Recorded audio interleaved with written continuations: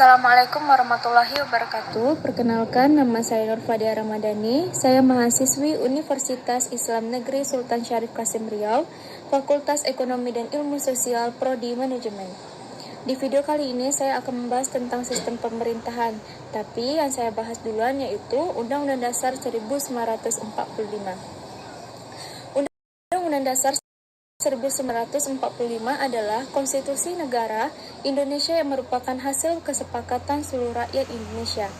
Keberlakuan Undang-Undang Dasar 1945 berlandaskan pada legitimasi kedaulatan rakyat, sehingga Undang-Undang Dasar 1945 merupakan hukum tertinggi dalam kehidupan berbangsa dan bernegara.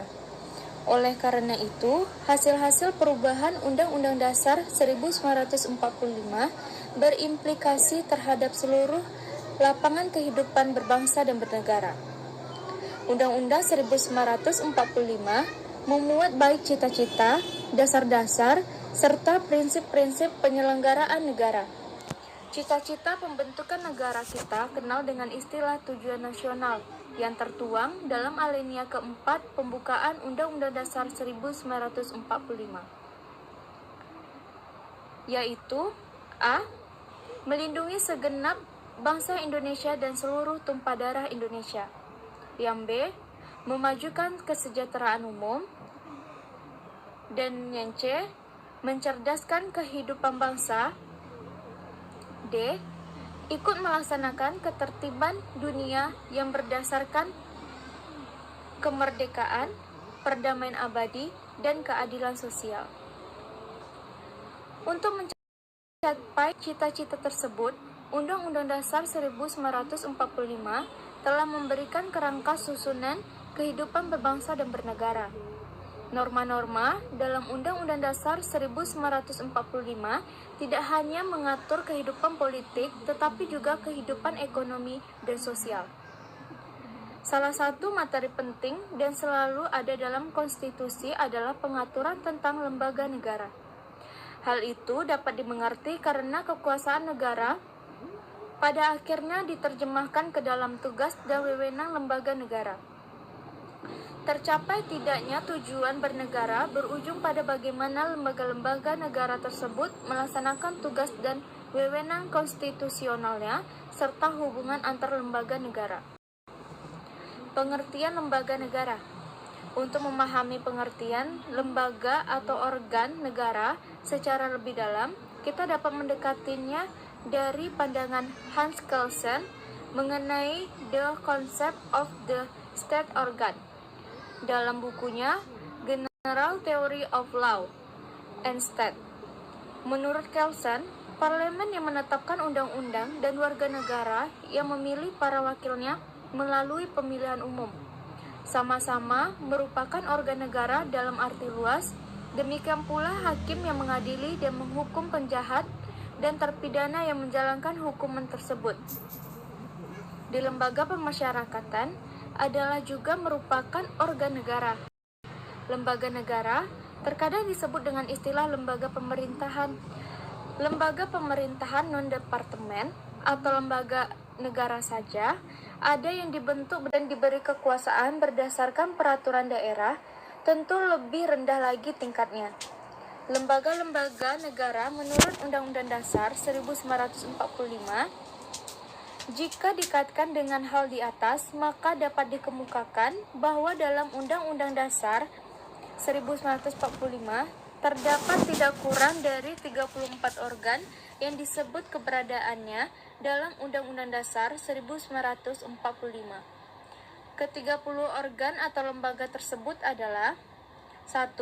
Majelis Permusyawaratan Rakyat (MPR) diatur dalam bab 3 Undang-Undang Dasar 1945. Kedua, Presiden yang diatur keberadaannya dalam bab 3 Undang-Undang Dasar 1945. 3.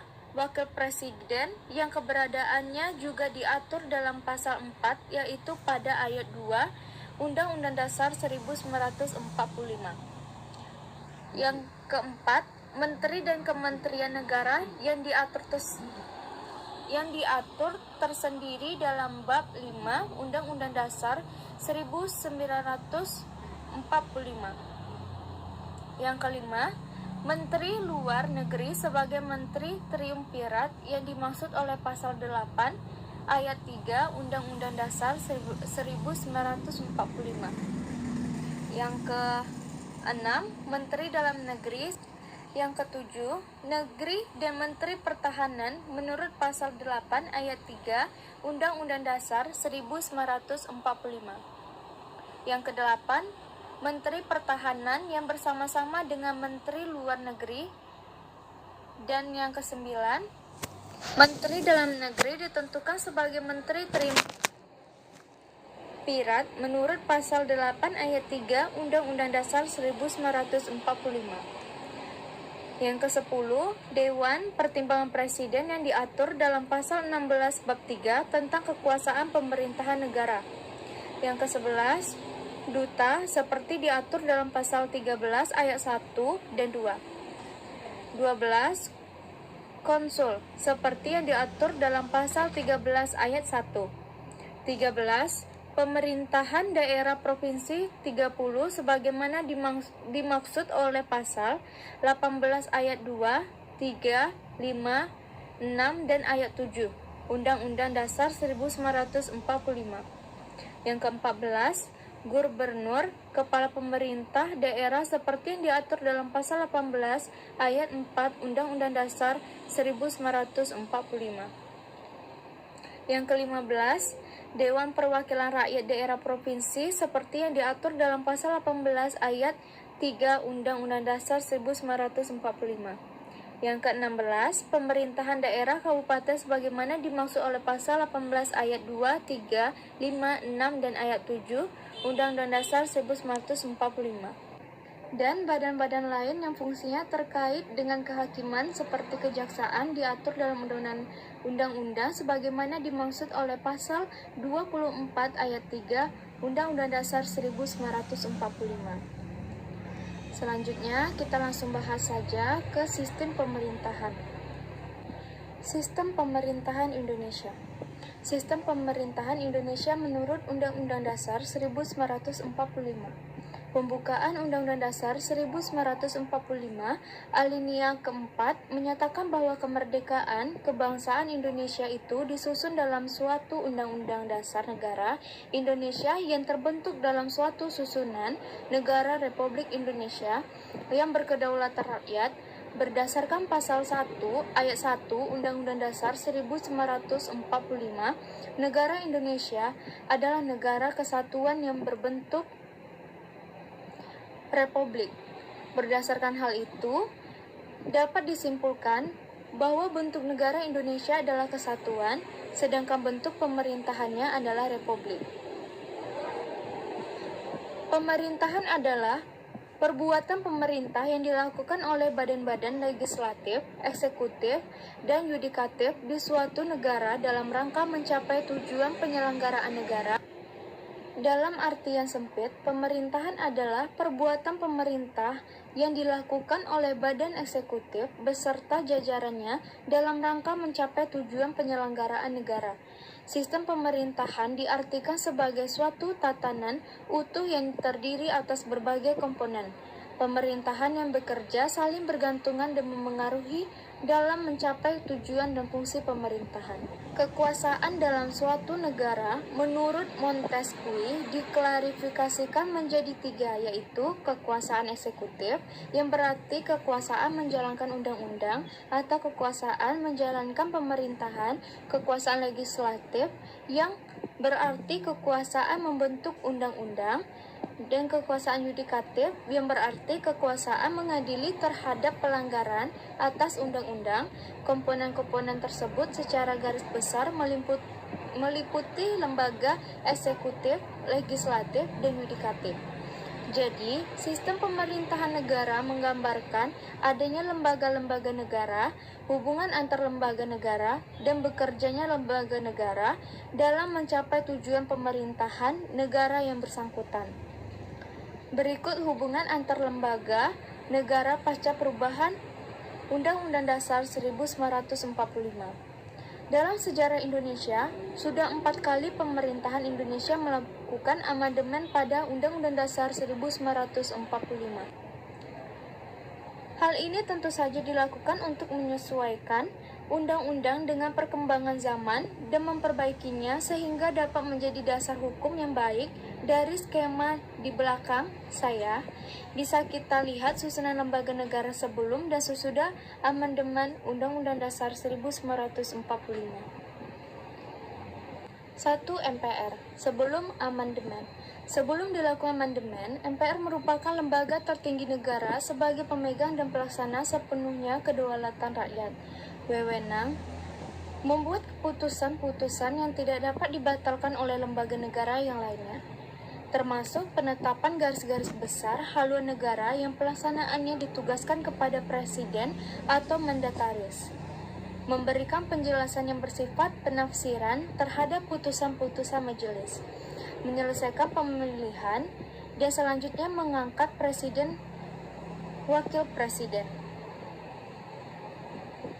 Sesudah amandemen, setelah amandemen, MPR berkedudukan sebagai lembaga tinggi negara yang setara dengan lembaga tinggi negara lainnya seperti lembaga kepresidenan, DPR, DPD, BPK, MA, dan MK.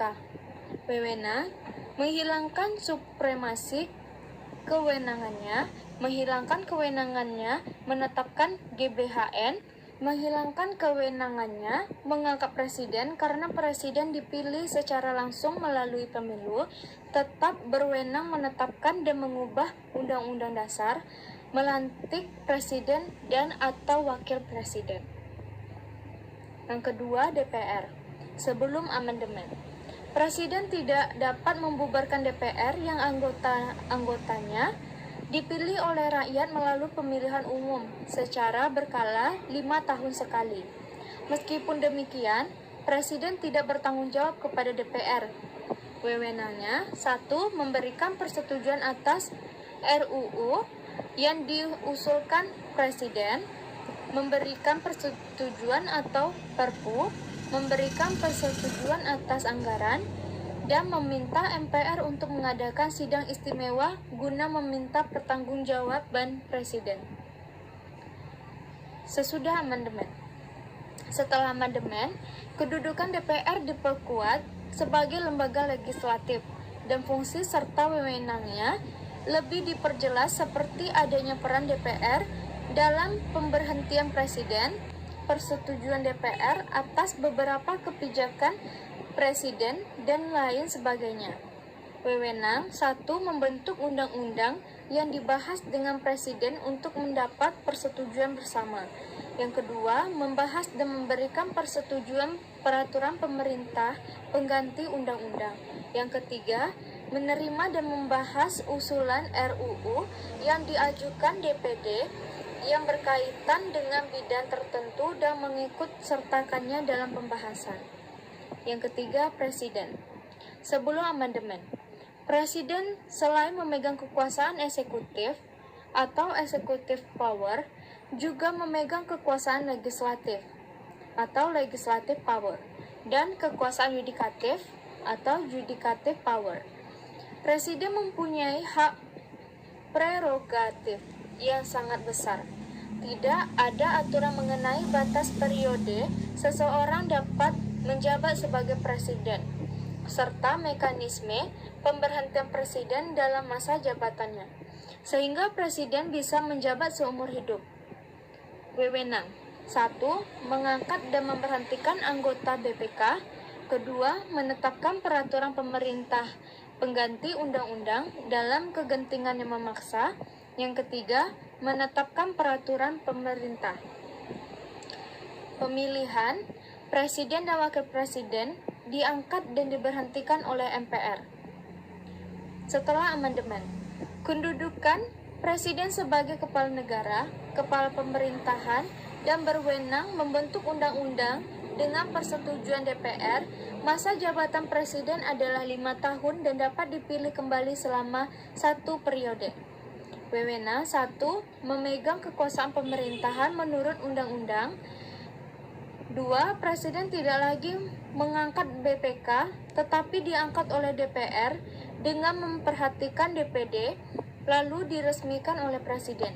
Yang ketiga, memegang kekuasaan yang tertinggi atas Angkatan Darat, Angkatan Laut, dan Angkatan Udara.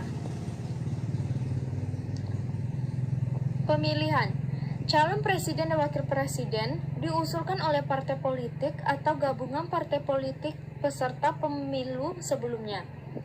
Pilpres pertama kali di Indonesia diselenggarakan pada tahun 2004.